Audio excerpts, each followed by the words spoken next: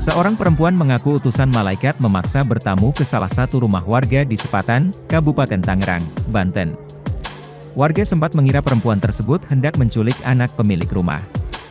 Peristiwa ini terekam kamera hingga videonya viral di media sosial. Video tersebut salah satunya diunggah akun Instagram lensa_berita_Jakarta.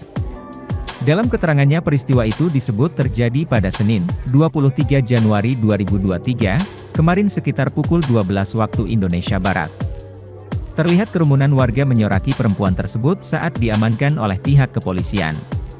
Kapolsek Sepatan AKP Sriono memastikan perempuan yang diduga orang dalam gangguan kejiwaan, ODGJ, tersebut tidak terbukti melakukan penculikan. Kekinian yang bersangkutan juga telah diserahkan ke Dinas Sosial, Dinsos, setempat.